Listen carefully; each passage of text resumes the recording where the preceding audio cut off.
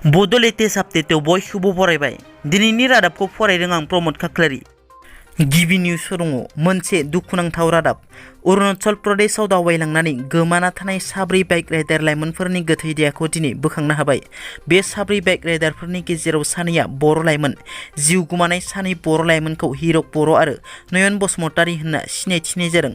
गुबुन सानै लाइमोनखौ सन्जीब दास आरो बिदान्त बर महिला होनना सिनायथिनाय जादों। मिथिनो मोननाय बादिब्ला बिसोर साब्रै बाइक राइडार्सफोरा थांनाय 19 जुलाइनिफ्राय अरुणाचल प्रदेशनि लामानिफ्राय गोमानानै दंमोन। बे गोमानाय खौरांखौ मिथिनानै अरुणाचल पुलिसआ गोख्रों संदाननानै सेसा वाटारफल वेस्ट कामे जिल्लानिफ्राय जिउ गोमानाय लाइमोनफोरनि गोथै देहाखौ दिनै बोखांनो हायो। आसामनि पाठशालायाव मोनसे सोमोनांथाव जाथाय। सासे सुबुंनि उदै सिङाव खुसियानाया हाबलांनानै जिउ खहा जायो। बे जाथाया पाठशालानि जयन्ती नगराव सोमजिदों। सांग्रांथि गैयैनि थाखाय पंकज राय मुंनि सासे सुबुङा गावनि जिउखौ खोमाना लानो गोनां जायो।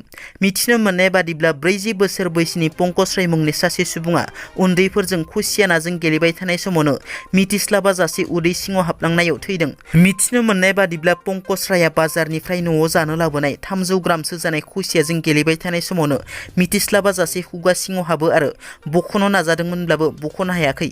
उनाव उदै सानायलाय पाठशालानि देहा फाहामसालियाव लांनाय जादोंमोनब्लाबो डक्टरा थैनाय फोसावो।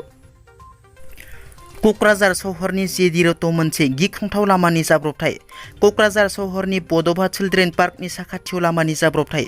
जेडि र'डजों कारिगाव फारसे खारबाय थानाय AS 260 E112 नाम्बारनि गंसे क्रेटा कारआ कन्ट्रल खोमानानै मन्त्रि इउजि ब्रह्मनि इन'भा कारजों लोगोसे लामानि साखाथियाव लाखिना दोननाय गारिफोरखौ सौख्रेबलाङो। बे जाथायाव रावबो जेबो जखम जायाखै होनना मिथिनो मोननाय जादों। चिरां जिल्लानि काजलगावआव कंग्रेसनि गोख्रों खुद्रिसारनाय।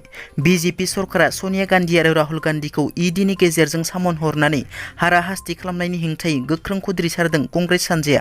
बिजेपिआ गणतान्त्रिक हादराव रायजो राजानि आत्मा फैसखौ गाख्रेबनानै मिलिटारि सासन चाइना रासिया बायदि सिमां नुदों। बिजेपिआ मुवा बेसादनि दाम बांजोबनायाव रायजो जानायाव गोबां जेंना नुजाथिदों। फारसेथिं साख्रि बाख्रि खामानि दामानि गैला। बेखायनो रायजो राजाया सांग्रां जानाया मोजां। रायजो राजाफोरा जेसेबां हायो एसेबां बिजेपिनिफ्राय 10 किल'मिटार 100 किल'मिटार गोजानाव था। नङाब्ला रायजो राजाफोर नोंसोरखौ लानानै बे हादरखौ सावनानै एवनानै सावफ्राम एवफ्राम जागोन आरो जोंखौ जोबस्रांहोगोन होनना गर्जन मोसाहारि बिथाङा गोख्रों रावजों बुंथियो। टकिय' अलिम्पिकआव सनानि मेडेल मोननो हानाय भारतनि जाभलिन खुबैग्रा नीरज च'प्राया वर्ल्ड एथलेटिक्स चेम्पियनशिपनि फाइनालाव जायगा आवग्रिनो हाबाय। नीरज च'प्राया 88.39 मिटार खुबैनो हानानै फाइनालाव जायगा आवग्रिनो हायो। मख'नो गोनांदि 24 बोसोर बैसोनि नीरज च'प्राया जाभलिन खुबैनायाव अलिम्पिकआव सनानि मेडेल मोननो हानाय एसियानि गिबि गेलेगिरि। हादरनाङै मुवा बेसादनि बेसेन बांनायनि हेंथायै क'क्राझाराव PPIनि गोख्रों खुद्रिनाय। अख्रां गोमसार होलायनाय मुवा बेसादनि बेसेन बांहोनानै सुबुंफोरखौ हाराहास्ति दाखालाम। हाग्रा संरैखानि मुङाव जिखिलु हिन्जावफोरखौ इभिक्सन खालामनानै जिहा होनायनि थांखि लादों बे थांखिखौ बोखारना लानांगौ नङाब्ला फैगौ समाव गेदेर दावहा जानायनि सम्भाबना दं।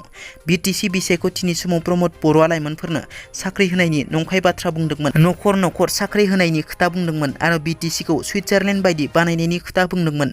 बिसायख'थि समाव खोथा होनायखौ मावफुंनो थाखाय खावलायो आरो BTCआव अरुणोदय जब कार्ड आरो PMAYनि जि केलेंकारि सोलिगासिनो बिनि सायाव उचित तदन्त खालामनो थाखाय BTRनि गाहाय आरो गिबि मन्थ्रिनो क'क्राझार जिल्लानि जिल्ला बेंगिरिनि गेजेरजों मेम'रेन्डाम गथायनाय जागोन होनना PPIआ बुंथियो।